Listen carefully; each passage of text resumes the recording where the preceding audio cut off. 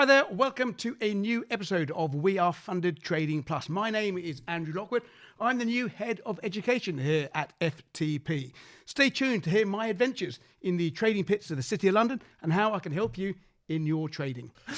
I've got a really important note on my piece of paper here. It says the George Soros Black Swan event. Now, I don't know what this means personally, but does that ring a bell to you as well? Does it ring a bell? Gosh. Well, that comes from Michael, who's another one of our veterans.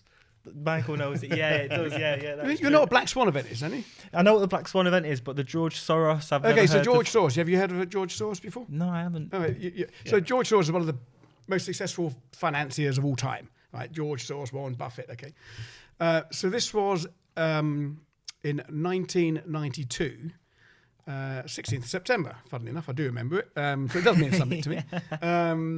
So the UK sterling pound was in what was known at the time as the ERM, exchange rate mechanism, which basically meant that the pound, the Bank of England said that the pound won't go below a certain level against the German Deutschmark. We didn't have the euro in those days, it's just the different currencies. So it's against the Deutschmark. I don't know, maybe I'm wrong, but I think it was 79 or something like that. It couldn't go below a certain figure. That's when the Bank of England would step in to defend its currency in various measures that they could. They could move interest rates, they can buy their own currency, and so forth. So George Soros said, well, the Bank of England are saying you can't take sterling below 79. We'll just see about that. So George Soros basically took on the Bank of England, okay? And he took on the Bank of England by selling sterling every which way he could, buying put options, selling the outright, buying interest rates. I was working in the short sterling interest rate market. And basically, it was the most chaotic day I think I've ever experienced in work. We literally non-stop. Now, at the moment, for those of you that are trading at the moment, you'll know the interest rates move at maybe 0.5 or 25 basis points at a time. Interest rates were moving at 500 basis points at a time. It was people were losing their house and home, local traders, banks, literally in 2 or 3 minutes. Some people were making it, some people were losing it. But it was, it could be trading at that price on that side of the pit, that price at that side of the pit, and it was utter madness. As George Soros was basically, we didn't know it was George Soros. We didn't know what was going on. We did not know what was going on.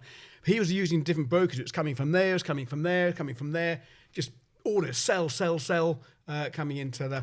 And again, he was buying all the put options in the options market as well. I think I can't remember that amount. He made billions. But I remember very vividly this guy. I have mentioned it on a YouTube video, so I'll tell you now. So his name was Trevor.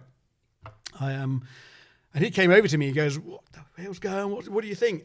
He said to me, "I'm down 100 grand, right, of his own money, and this would have wiped him out, right? Absolutely wiped him out, yeah.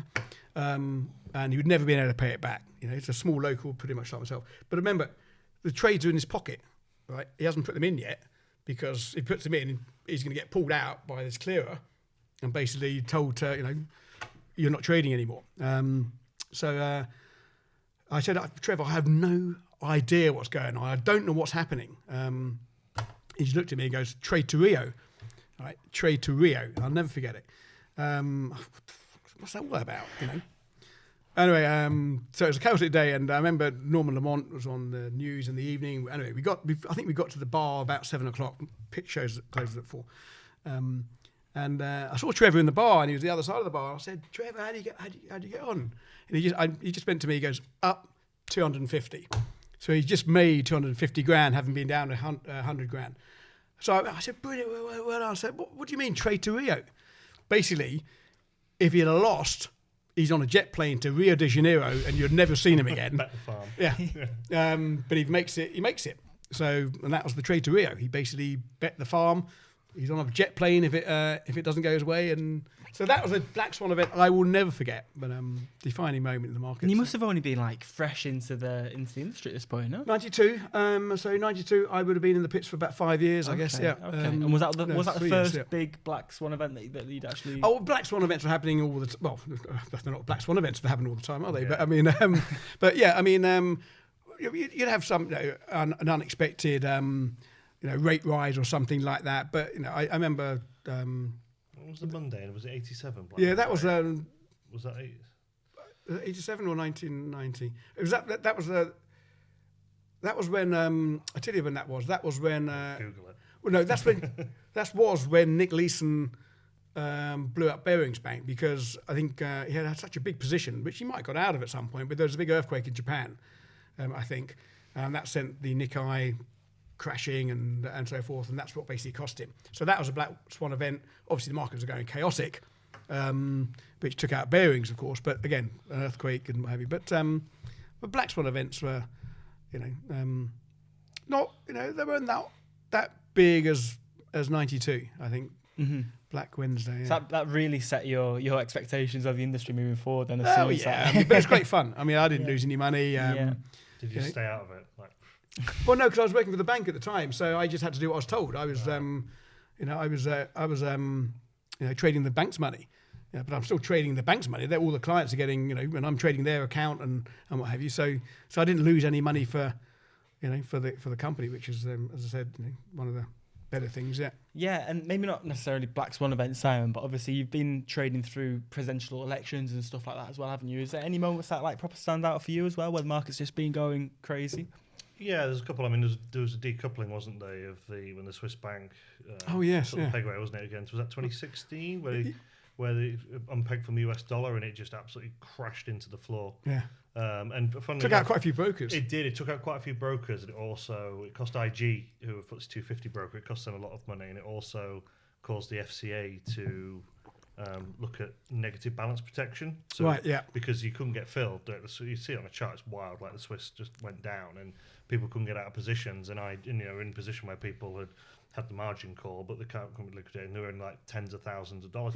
Quite similar to what you're saying to there. But yeah, I think they all settled. I think the brokers settled with them. But yeah, that caused the FCA, I think, to make so you had that zero balance protections and retail protections and stuff. It's all right, professionals are getting whacked, but just your everyday person who's had a bit of a punt going long on the long on the Swiss franc, they wakes up and he owes 30 grand or something. So I had an account with World Split or something like that. Two-way spreads or something. Anyway, I can't remember the name of them now, but thankfully I got the money back from the FCA, the protection. Oh, the 85,000. Yeah. I mean, think about the pandemic. Oil. Yeah. You go in negative. Pandemic, yeah. That's a black swan event. I mean, that was just that was black swan everywhere, wasn't it? When the Nasdaq went down to, it went down to just all the indices were just so low, weren't they? So that's probably the biggest one, isn't it? But the best time to buy, though, isn't it? I mean, depends how deep your pockets are. I wish in hindsight, you would have just gotten long on all the indices. I mean, it doesn't feel like it when they're all in the toilet. Yeah. But yeah, that was a big one. Oil, particularly during the pandemic, when it was trading platforms that couldn't display it negatively, so people thought they were making all this money. But that's crazy, wasn't it? Because they never expected oil to be able to go negative ever, on the futures deliveries. So it's because of delivery, because you couldn't actually store the actual barrels itself, and no one could buy it. So it went negative, but the trading platforms hadn't been programmed to do that. Some of them, it was a US one, wasn't it? So that's probably the biggest one we'll see in our lifetime. That is crazy. Isn't I hope so. Yeah. Oh, do you reckon we're due any? Because is there Donald any Trump, cycles? Are you leading up to Donald Trump getting in again? That's to a be black swan to event be again. I lost a bit of money when Trump got in because the indices just crashed. Not for long. It was out of hours, wasn't it? Yeah, it wasn't for long. I mean, it won't be. If he wins, it won't be as unexpected, will it? Because he's been in before, and the world. I don't want to get into politics, but the world survived it 4 years before, so I'm sure it would do so again. Yeah, because you mentioned before, elections can be a super volatile place for traders. I think the markets are more resilient now, just generally. I mean, I know CPI is because of the interest rate mechanism that has been more sensitive, but I seem to remember, unless it's a skewed memory, that the markets used to be a lot more volatile and using things like war and things. It just seems they're so much more resilient now. And I think it's priced in. A lot of it's priced in. There's no. I mean, I know black swan are sort of events you don't expect to happen, but I mean, are people taking on? Are banks, hedge funds? Are they taking on so much risk that they're going to wipe out their, year's money on a black swan event? I think there's more. I think there's more caution out there than that. The capital requirements. Yeah. Obviously 2008, Lehman Brothers, who were geared up hundreds of times, weren't they? And obviously the subprime mortgage crisis. That was a big black swan event. Yeah. But that went for a long time, didn't it? That was an absolute shit show. Everyone running on Northern Rock, wasn't it? Yeah. What's your favourite subprime mortgage film? what's that one? The Big Bang? Not the Big. Big Short. Yeah, Big Short. That's Big very Short. good. Yeah, That's really Big good. Short. Yeah. I have actually watched that one. That's really good. There's an underrated one called Margin Call. Actually, it's got Demi Moore. Oh and a few yes, other I people. have seen that one. Yeah. That's really good as well. Yeah, we'd have to get this onto our traders as well. I am going because- to note to self Margin Call. I'm going to download that one. Yeah. We should watch it tonight. Yeah. Okay. Yeah. We'll watch it tonight. We'll get a dirty takeaway and watch it tonight as we stay at the office. Sounds like a plan. Working hard. Yeah. Thank you so much for watching. Hope you enjoyed that one. Stay tuned. There's more to come.